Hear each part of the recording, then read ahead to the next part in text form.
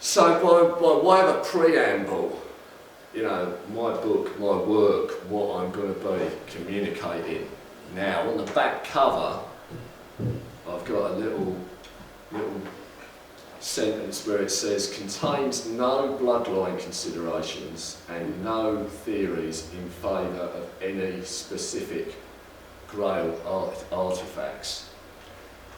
Now, when this came out, there was just an awful lot of material about Mary Magdalene, about various artefacts. All of this stuff is infinitely fascinating to me. Some of you might have seen, I think it was only last week, that Jamie Theakston series. He was talking to Graham Phillips about the so-called Marian chalice. I know Graham, I know Andrew Collins, who was looking after that artefact for a few years back in the early noughties. I actually arranged for it to have a little photo shoot in Glastonbury. We took it round Glastonbury. It's like an egg cup. You know, there are arguments about how old it is. Maybe it's a first century perfume jar. One way or another, it's a very vibrant little artefact. People that come into contact with it have all sorts of intense visionary experiences. Blah, blah, blah. Yeah, that's fascinating.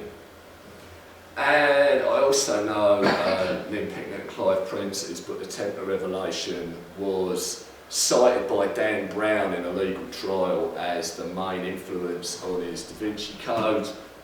As a result of that, they turned up with a little cameo role in the movie. All of that stuff is absolutely fascinating. I'm not covering any of it. My take on all of this, and what I am trying to do, is that there's something a little bit exclusive about all that. There's the implication that there is some kind of knowledge, something or another that we haven't got, that somebody else has got. Maybe, if you're fortunate, maybe if you absolutely bust your head, it's just possible that you might come into contact with it and you might get a result out of it. But I think that can deter people from making their own connection to what I consider to be one of the great treasures of the wisdom tradition of humanity, which is the mythology of Arthur and the Grail. Now, I started writing this book as part of a larger writing project, Avalonian Eel, and in the end I'd written so much that I had to just prune it out into another book altogether. And 10 years ago or more, I'd found a passage by the anthroposophist Walter Johannes Stein. I found it in an anthology entitled The Death of Merlin. And it was from a little essay that he wrote back in the 30s called Is King Arthur a Historical Character? And I'd already quoted it in the writing that I was producing, but I went down to Tintagel in the summer 2004, and they had one of these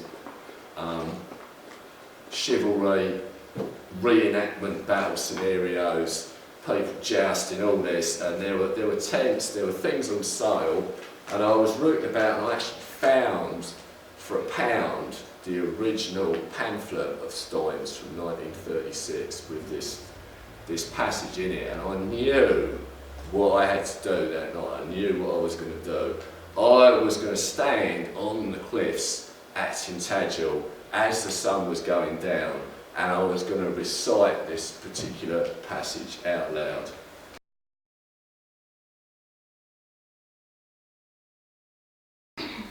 Something eternal, universal, the very breath of freedom lives in this land.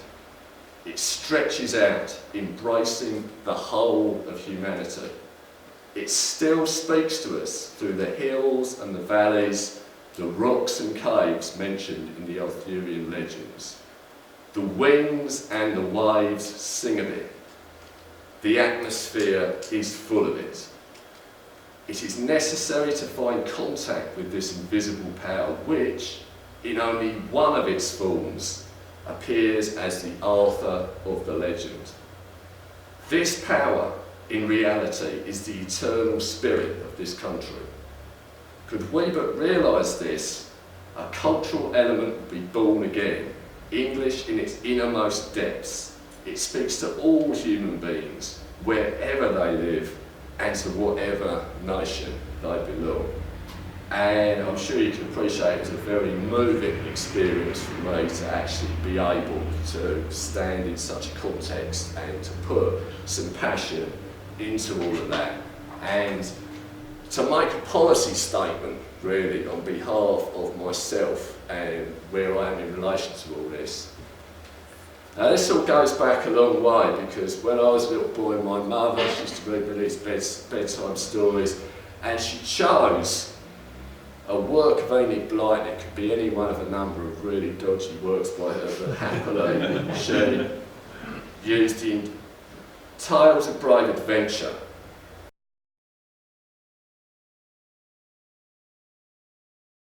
Stories of Robin Hood, but also fundamentally for me, King Arthur. And the very opening words of the first chapter, the enchanted sword, there once lived a king called Uther Pendragon. You know, from that point, I was hooked. And the intensity of my interest, you know, ebbed and flowed over the years, but it always remained. And I had already entered what Jung would call the primary myth in the collective unconscious of Western civilization. And it led me to connect with the ideas of fascists and feminists, patriots and pacifists, occultists, mystics, painters, poets, musicians, historians, a whole spectrum of diverse humanity.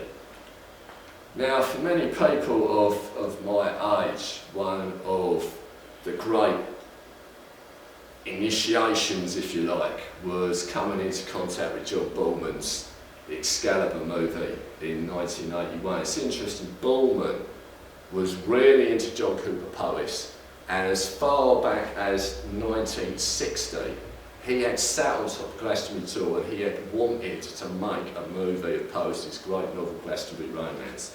And as the years went by and he made it in Hollywood and so on, it became obvious that this simply wasn't going to happen, but he kind of channeled it into what became Excalibur, and the quirky portrayal of Merlin by Nick Williamson in this film is influenced by John Cooper Powys' Artorius, which is very interesting. But the thing about the movie was a combination of richly realised visual scenes with classical music, primarily Wagner, and I just created a little something of stills and bits and pieces from this.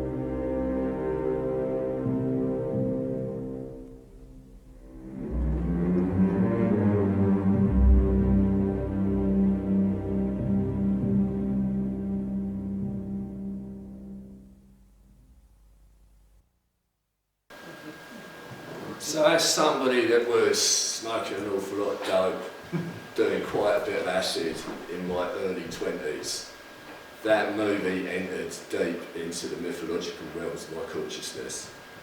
And when I met Andrew Collins in 1988, and we got into like psychic questioning in the landscape and so on, I ended up watching this movie over and over and over again. There are a whole bunch of us that knew loads of the dialogue off by heart, that would just quote it in any circumstance.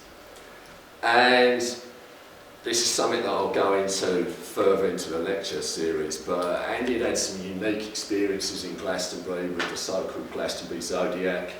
It was probably the most compelling magical story that I'd ever heard, and I was starting to be pulled into this myself. So what I wanted to do was to make as profound a connection to the Arthurian mythos as I possibly could.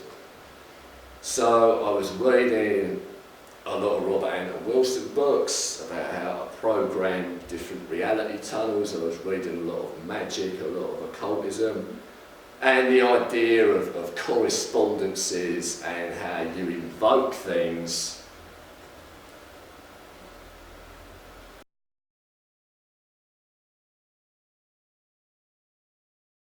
in order to change your emotions.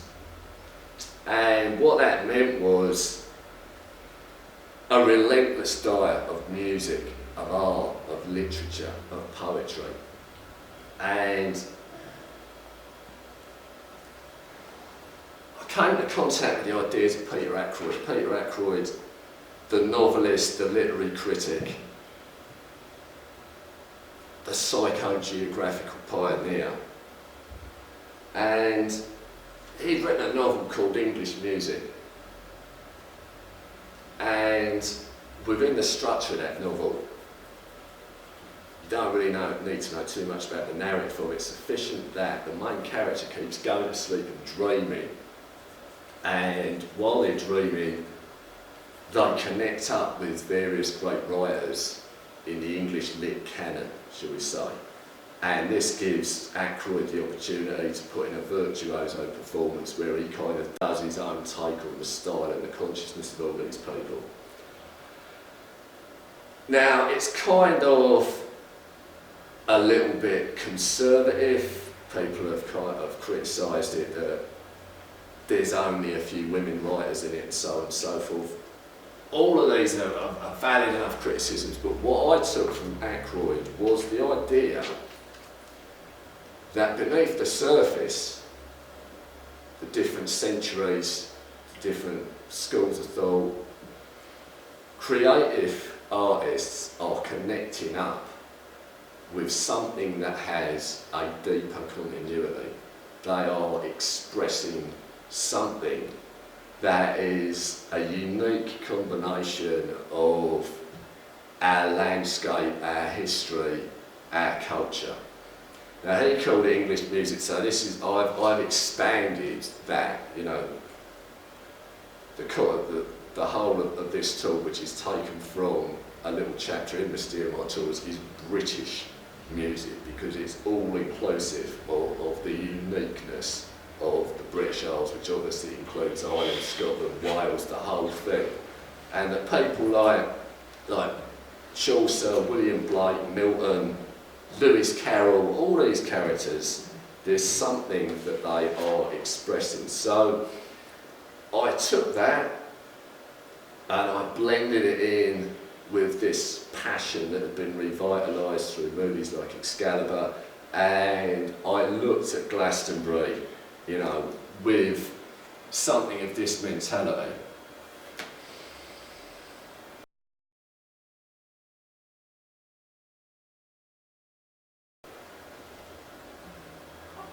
I've often thought,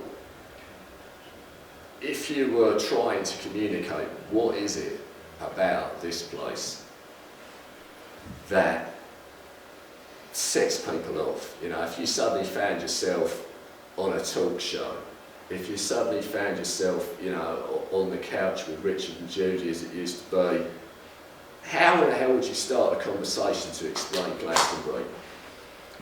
And my sense is the whole thing begins with this sense of place. It begins with the impact of particular landscapes on people's consciousness. And that's why it's fascinating to me that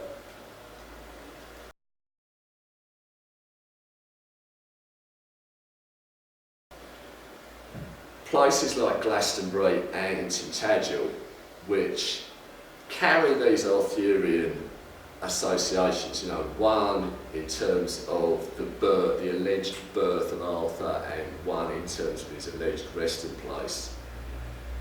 There is, you could say, a charisma about these places, and it doesn't matter how much you can deconstruct the hell out of all of the mythology and legend that goes with it, however much you can make all of that seem like complete nonsense. That charisma and the association with those subject matters persists. It will not go away. It is a spontaneous production almost of the very landscapes. People, regardless of how much there's a kind of overlay of the amount of people that have just got this stuff in their heads when they come here, something beyond that seems to be happening. And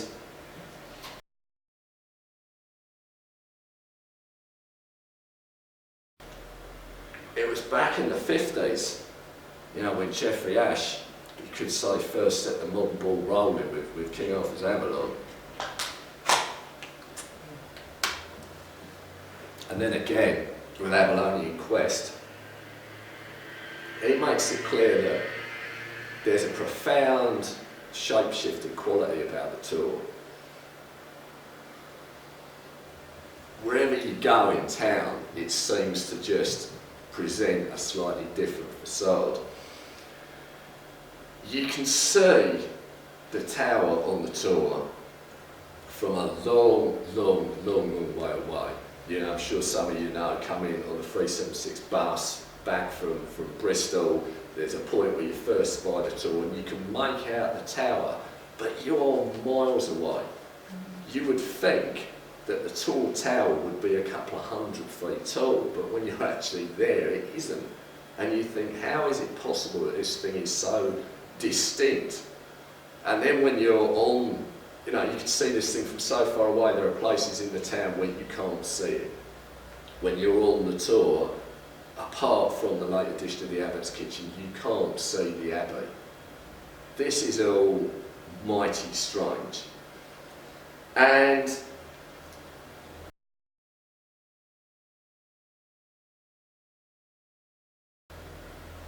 you obviously realise that in the past, people led lives that were far more closely connected to the land, and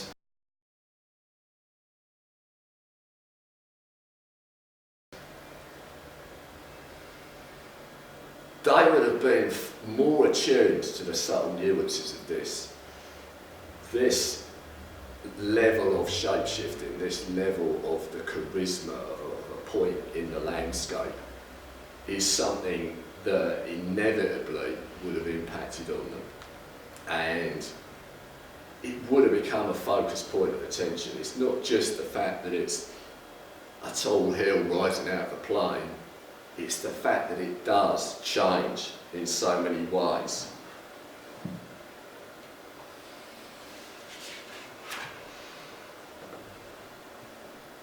Now this is John Cooper Powys.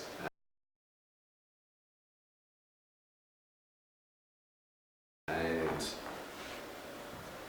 he produced in the early 1930s this astounding 1,000-page novel, A Glastonbury Romance. And I've made, you know, some fairly wild statements on behalf of Powys. As part of the writing of Avalonian Eon, a ridiculous situation. I ended up reading Glastonbury Romance 3 times within a 12-month period. You know, that's 1,000 pages a time, and I had a whole bunch of very intense, very, very, very strange episodes involving it, which I ended up actually giving a presentation to the Powys Society a few years ago. I've made the wild statement that I think Powys is the greatest of all the magicians connected with Glastonbury. You know, I actually think that he's an even greater artist stroke magician, bard, druid, than even Dion Fortune, even Frederick Bligh, and that's, you know, people who know me know that I have got profound connections with the work of both of those people. Because Powys, you know, what people don't really necessarily get is the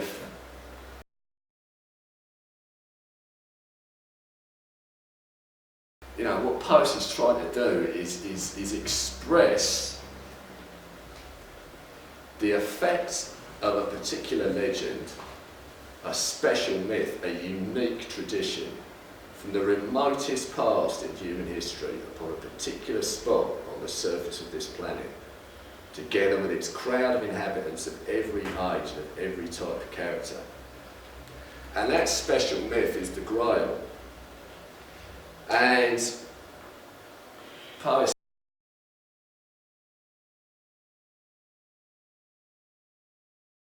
says that just before any saint or saviour of our present faith appeared in Glastonbury, the earth goddess had her cauldron of the food of life safely guarded in our island of the west. What Powys tries to do in this novel, which is very extraordinary, is he actually essentially makes the landscape of Glastonbury one of the characters in the novel. A character that is as important as any of the human protagonists. Because the landscape, the changing seasons, the moods, the extremes of light and dark inspire people to the full spectrum of behaviour. You know, from the most inspired and divine to the most diabolic and murderous, to the most ascetic, to the most extreme. You know, there's sexuality and sadism, there's birth and murder. There are so many things. All human life is in this novel. And if you talk to people that have lived here for a while, and this goes back decades, I think for all of the extraordinary inner magical, mystical experiences that occur for them, one of the most important fundamental centres of gravity is the human drama that occurs in the midst of all of that. You know, birth, marriage, death, the way people fall in love and fall out of love, the dramas. This is an absolutely fundamental thing around here that is amplified to the absolute max. And Powys, because he is one of the absolute greats of English literature, let's be really clear on this, there are people that rate this guy up there with the likes of Dostoevsky.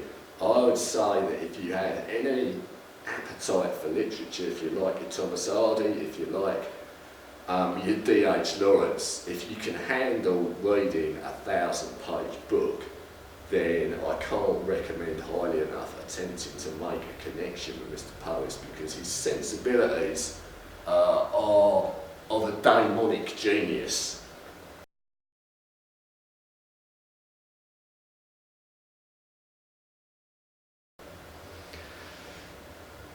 So the hero, his hero is the life poured into the Grail. His message is that no one receptacle of life and no one fountain of life poured into that receptacle can contain or explain what the world offers us.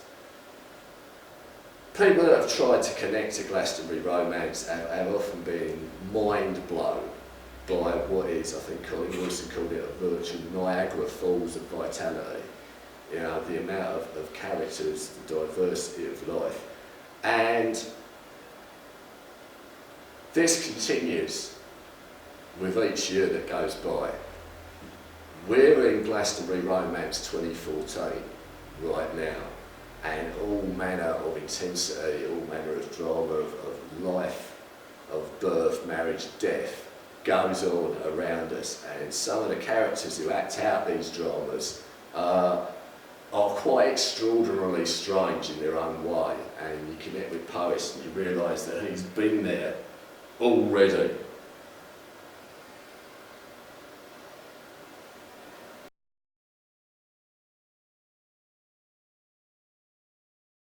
Back in the 1920s, this dapper chap, H.V. Morton, went around the country in search of England.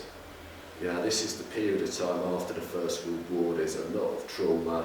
People are trying to reforge their connections, to work out what it was that they felt they had actually fought for.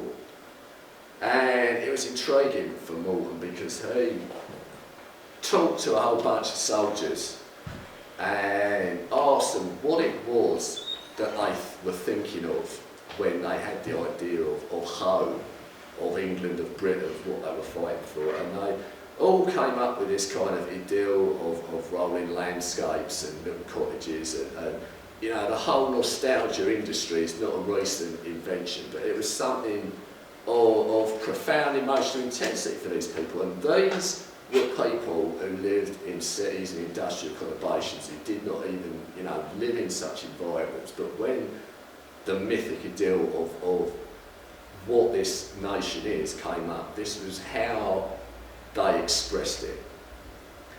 And Morton, you know, went to a whole bunch of places like Tintagel, and he came here. And in talking of the Abbey,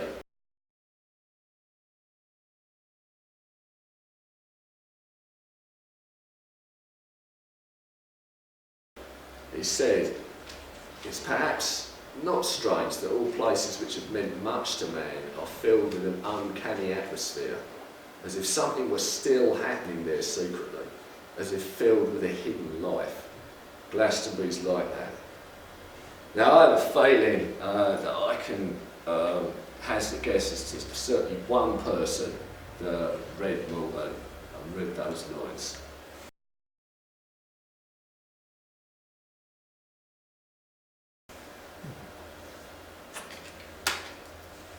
The occultist and mystic Dion Fortune, in her wonderful, wonderful book, Avalon of the Heart, I think she said things that are broadly similar. Now, Avalon of the Heart, it's a great title.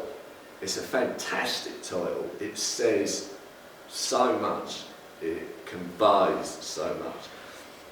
If you read this book with a sense of historical, you know, critical faculties, you'll see that practically everything in it you can just tear it to pieces. In terms of rendition of the Glastonbury mythos, it's almost embarrassing. But to go in on that angle is to totally miss the point. There is a wonderful poetry of the soul in this book, and the way in which she conveys the feeling that is associated with the legends. Because this is the thing. I don't necessarily believe in the historical reality of the Judge of Arimathea stories, that King Arthur is buried in Glastonbury Abbey. I don't necessarily believe in the historical reality of those things, but I do believe that there is a mood that those stories convey with the whole landscape, with the wheel of the year, with the sunrise and the sunset, with these places like the Tour and the Abbey and the Chalice Well, which is a doorway, you know, is a realm of poetic and spiritual exaltation, and that is the measure of the mythology. If this mythology is just as, you know, some people say, oh, Arthur's grave, the monks, you know, they were just trying to make some money after the fire and so on and so forth. Well, maybe there's some truth in that, I don't doubt it. But if you just allow yourself to be kind of on that level, you miss something. you miss something absolutely wonderful, and that something wonderful can't exist out of nothing. It has to exist out of some kind of matrix of spirit of inspiration. And this is obviously what some people have called the Grail. Now, I showed you Morton's little quote on the Abbey. Here's Dion Fortune in Avalon of the Heart.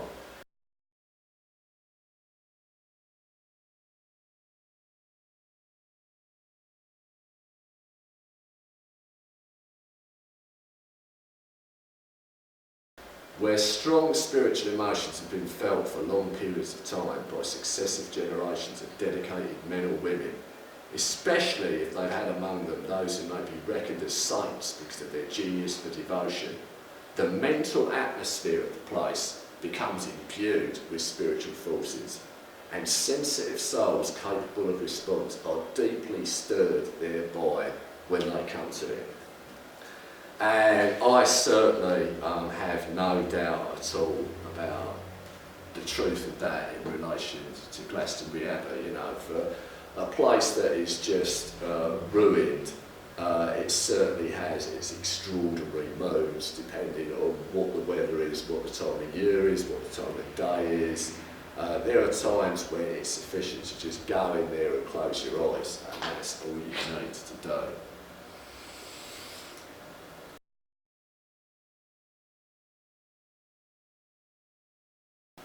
Glastonbury is a spiritual volcano wherein the fire that is at the heart of the British race breaks through and flames to heaven. You know, Dion Fortune said, every race has its holy centres, places where the veil is thin, that contain power to quicken the spiritual life and vitalise the soul with fresh enthusiasm and inspiration.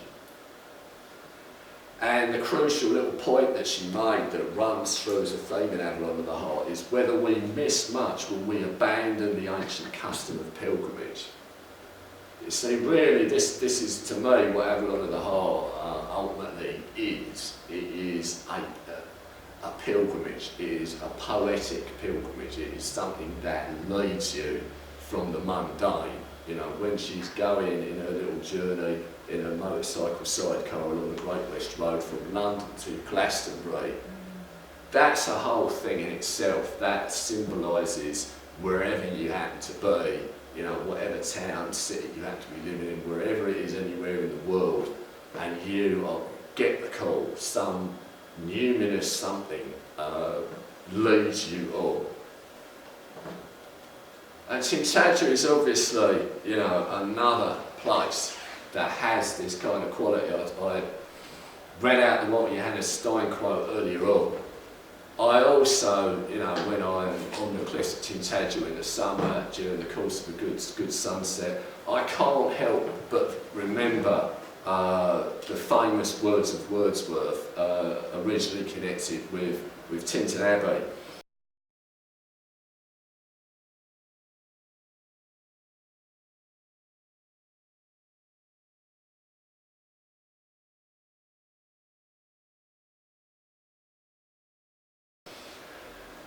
And I have felt a presence that disturbs me with the joy of elevated thoughts, a sense sublime of something far more deeply interfused, whose dwelling is the light of setting suns, and the round ocean, and the living air, and the blue sky, and in the mind of man a motion and a spirit that impels all thinking things, all objects of thought, and rolls through all things. Now, I'm not the kind of person that generally talks about nature divas and angelic forces and all this kind of stuff, but I have to say that when I'm in Tintagel and when I'm on the cliffs looking out over a sunset, I can immediately believe in this kind of thing. And again, you see a sunset on Glastonbury Tor, you see a sunset out on the waves beyond Tintagel. If you are sufficiently primed with the poetry of the soul, if you like, the arguments of history are irrelevant. You know that on some very, very profound level the Arthurian mythos is fundamentally true. That it speaks to you of things that are of prime importance, that it communicates something that moves you. Now this is it's now called Camelot Castle Hotel.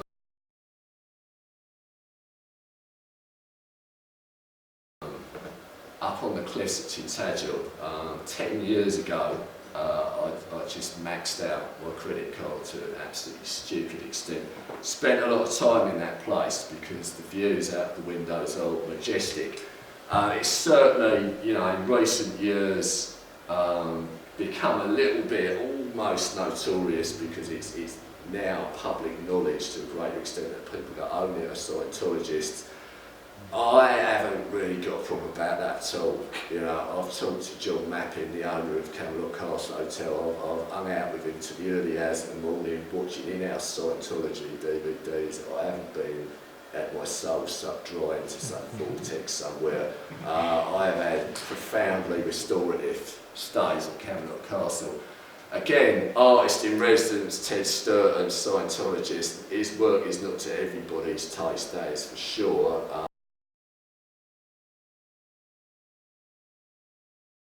I quite like some of it. I quite like this little rendition of what you might call the spiritual forces around the castle. Some of you might remember a 1954 Hollywood film, Knights of the Round Table,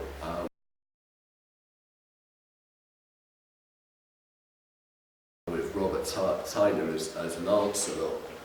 Which was made on the success of Ivanhoe, and it had the same kind of budget, the same kind of lavish costumes and all the rest of it, which is a bit of a shame that it turned out to be pretty dull and turgid, to be absolutely honest, but you probably can recognise the landscape. Some of it was filmed in Tintagel, and this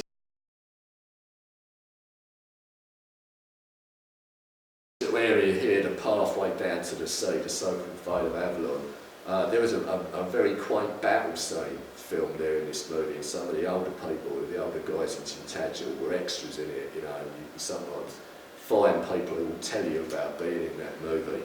It's worth seeing actually, even though in comparison to Excalibur it doesn't exactly get you going. That's actually me writing Mysterium Artorius in one of the rooms in Camelot Castle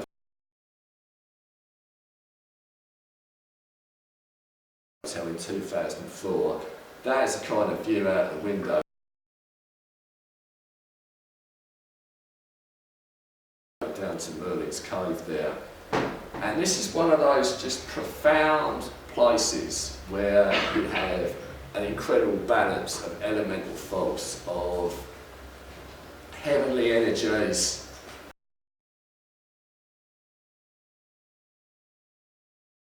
and also, you know, connecting to the very depths of the earth. The mythology, if you like, the modern mythology that comes via Tennyson is that the young Arthur, there are different versions of his conception and birth, but in one of them he's washed up in the cave here.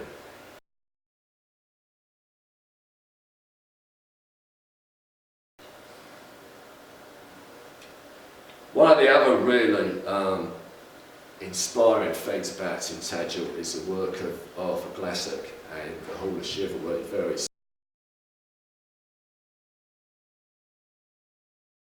sort of, it doesn't look particularly dramatic from the outside. This is the same period of time that Dion Fortune was producing Avalon of the Heart. You know, there's a kind of Tintagel of the heart that's going on at the same time. I'm sure some of you, in fact I wouldn't be surprised if most of you have been at the Hall of Chivalry actually. Glastonbury, very fortunate to be extremely wealthy.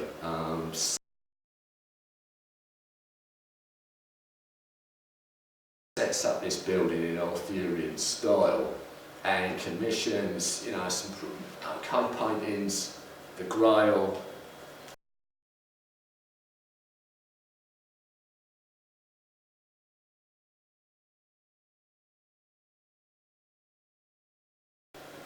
the usual sort of subject matter, but the real tour de force is the stained glass windows. These are absolutely and utterly extraordinary.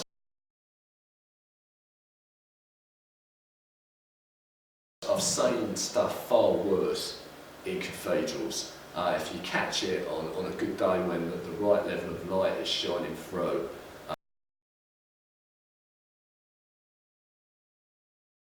they are absolutely extraordinary. You know, that's not.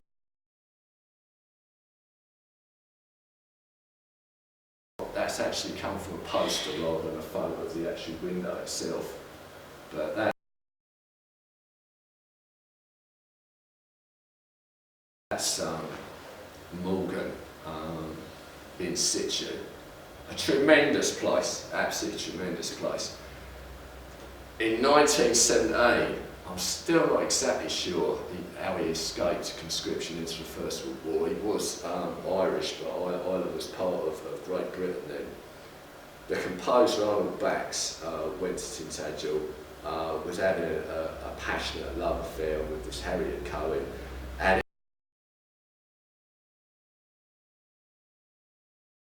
he composed a bit of what you could almost call experimental prog rock for the time, a tone poem, 15 minutes long on Tintagel. I won't blast it for you now. I don't think it's a bit of an acquired taste if you've never heard it before. I persisted with it, you know, back in the late 80s when I was deliberately going out my way to just input this stuff over and over and over again. I just made myself listen to this, and I really got into it, and now it's part of my routine. I know how long a bit of music is, I recognise the roads of Tintagel. Whenever I go down there, at a certain point when Tintagel is about 10 minutes away and you start to see the sea and some of the landmarks, Bax Tintagel goes on, and it always sets the whole thing up a treat.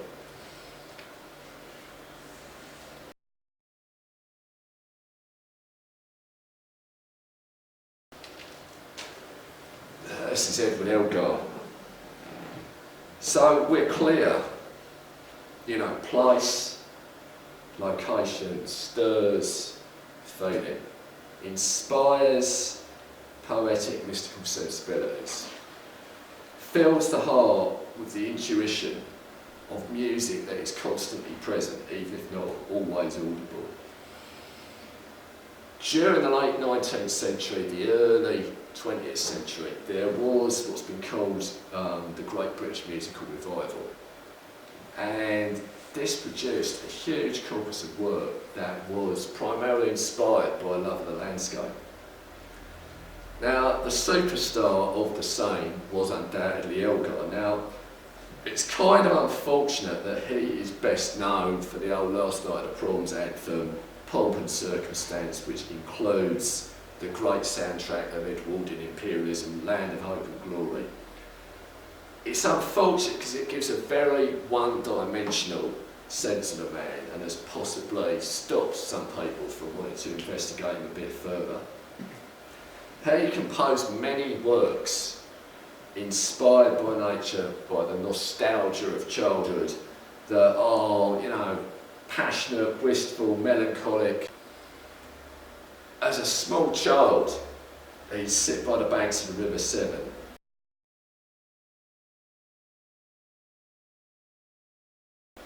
trying to write down what the reeds were saying.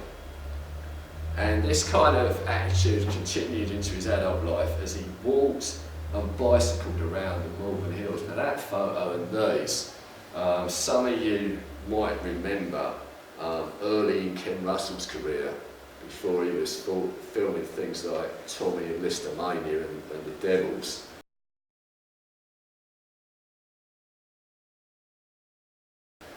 He produced a series of drama documentaries on various composers for the BBC. One that really made his name was Elgar in 1962, and there's just a wonderful, wonderful sequence where the young Elgar is riding on his horse across the Malvern Hills to some of Elgar's music, introduction and allegro for strings. So the Malvern Hills, this is very, very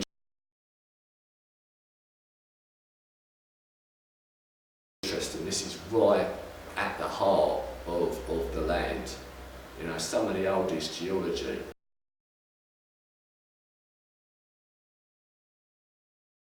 Around, and right in the middle, for those of you that are into these things, there's white-leaved oak.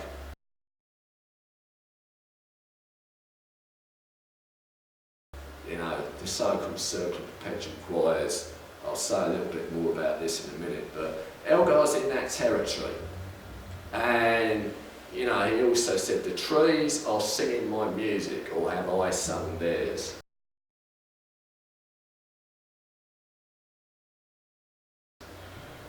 He said on some occasions that it was as if he could hear the music coming out of the ground. And I think that is something quite extraordinary. That's something that you might expect some acid head prog rock musician from the 60s or 70s to be saying after spending a weekend out in a landscape like this. But this is Edward Elgar who is saying this. And he's got some nifty tunes to show for it. Now here's Rudyard Kipling.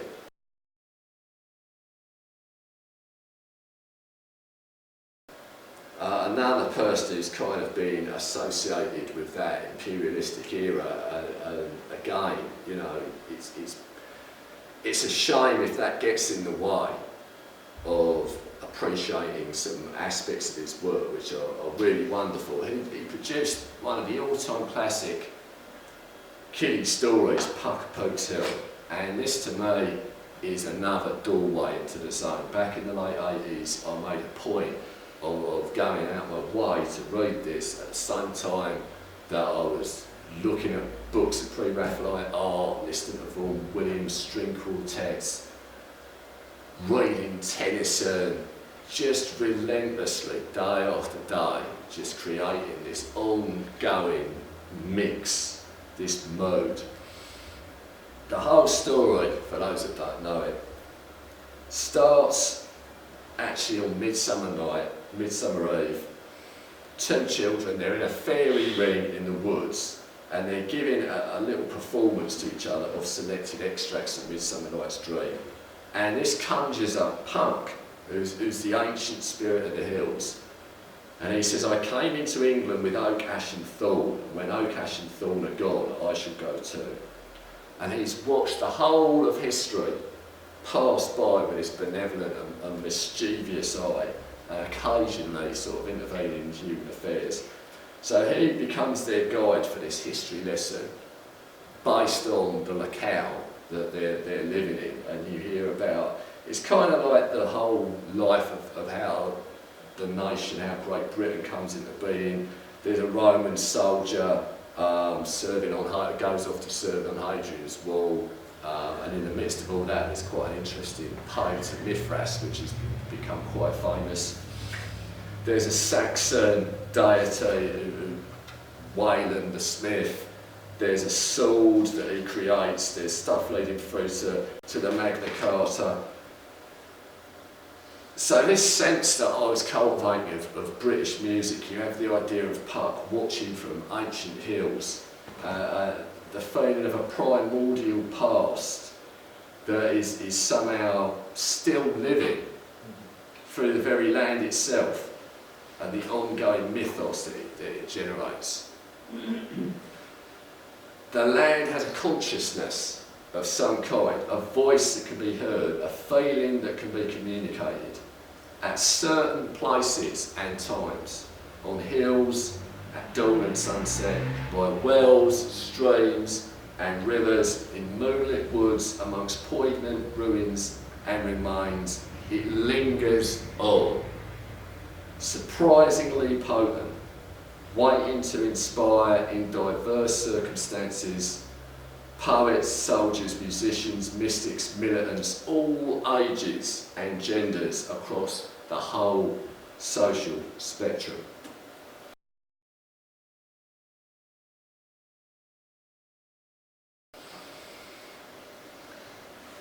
perhaps the most famous examples of the British classical musical revival of the early part of the 20th century come from this man, Vaughan Williams.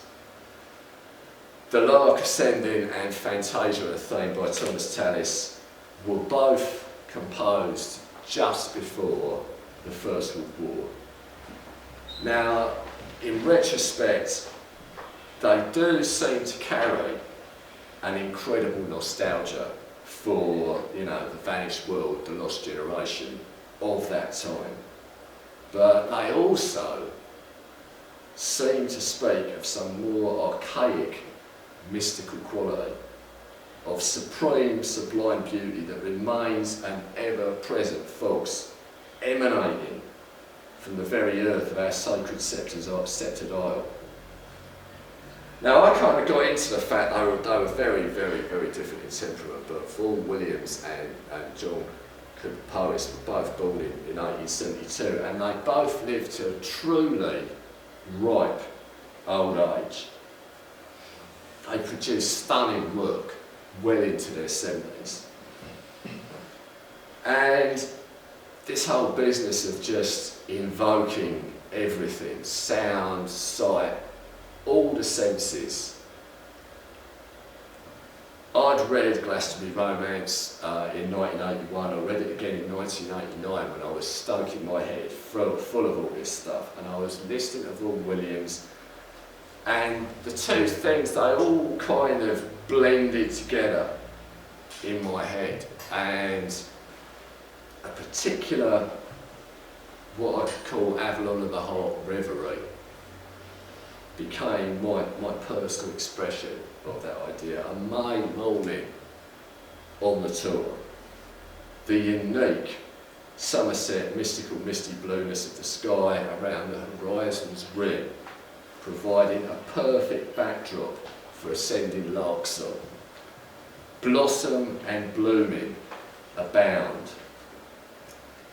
as the landscape rolls away like surging strings, a hymn of ancestral voices, ever young and hopeful. Now, what I've done is I've made a little video of half of one of the most famous pieces of Vaughan Williams music, and I've roamed around the landscape. This is 7 minutes worth of Fantasia on a theme by Tallis, and I hope you enjoy it and it doesn't end too abruptly. You'll notice a number of sacred sites, as well as Glastonbury and Aveby and Tintagel. There are sites along the Michael line.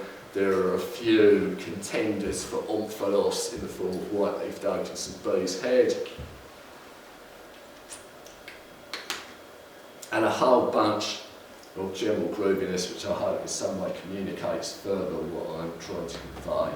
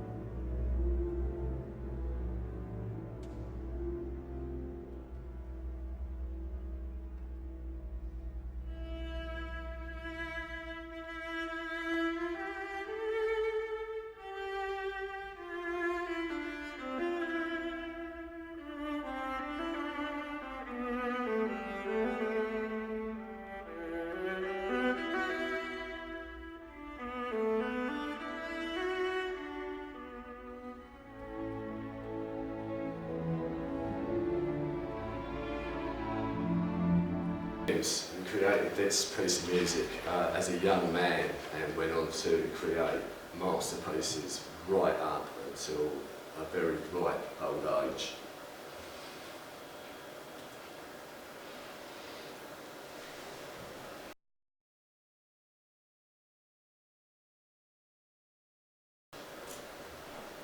In Jean-Michel's book, City of Revelation, as it was originally called, I first came across the idea of Glastonbury's Perpetual choir.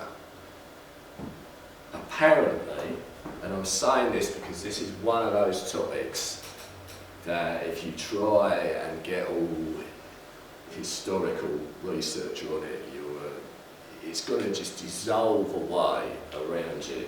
You're going to get into all kinds of difficulties, but if you let the poetry of the idea work with you, then something is set in motion.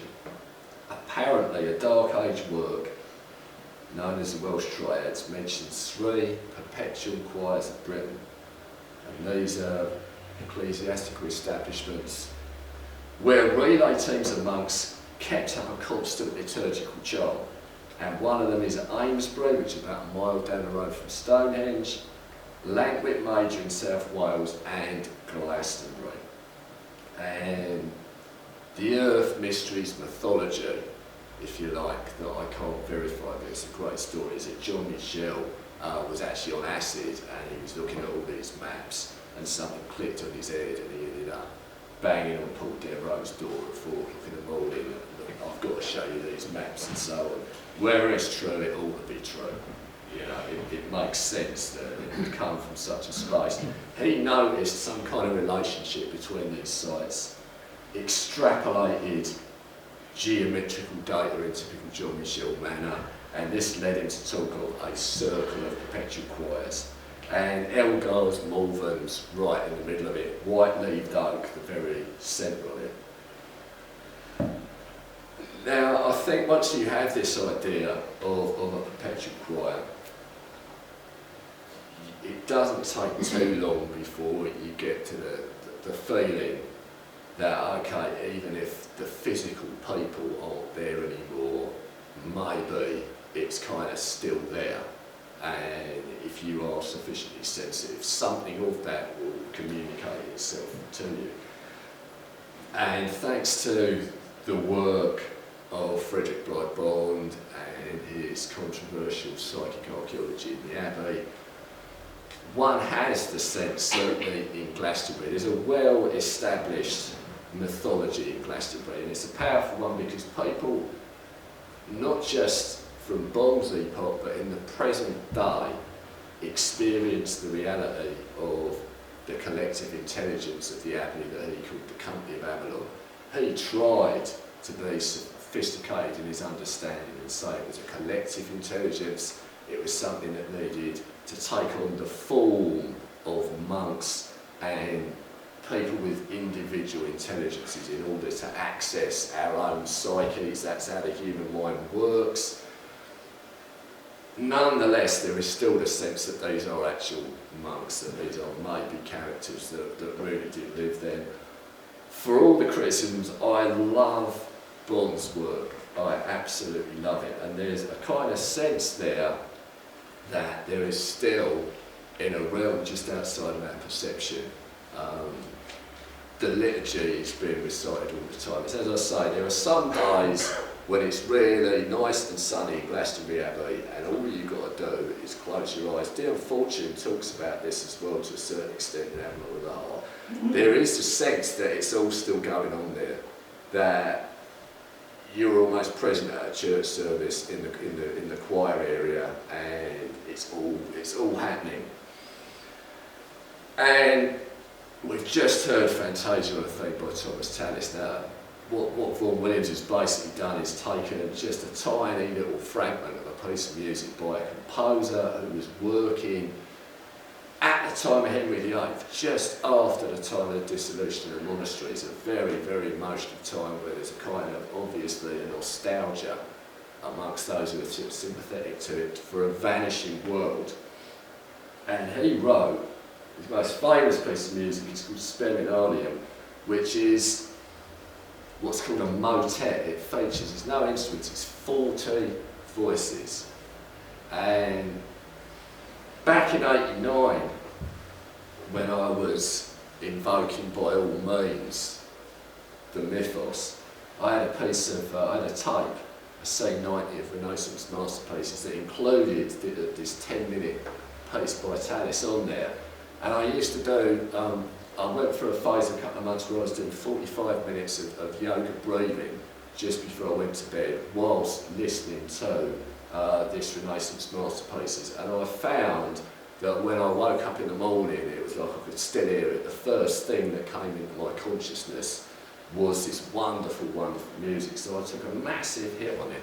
And ever since then, even though it doesn't sound like the liturgy that would actually have been recited by the monks in the Abbey, it has served as my fantasy, if you like, for the Perpetual choir in Glastonbury Abbey, for the sense that there is grail light still shining through the stained glass windows in there. The angels are going back and forth up the ladder to heaven. So some of you, I think, have already seen this because I created this video a few weeks ago and I splattered it over Facebook and put it on the internet. But this is my 10-minute conclusion, really, to what I'm conveying tonight. This is a Glastonbury Abbey dream.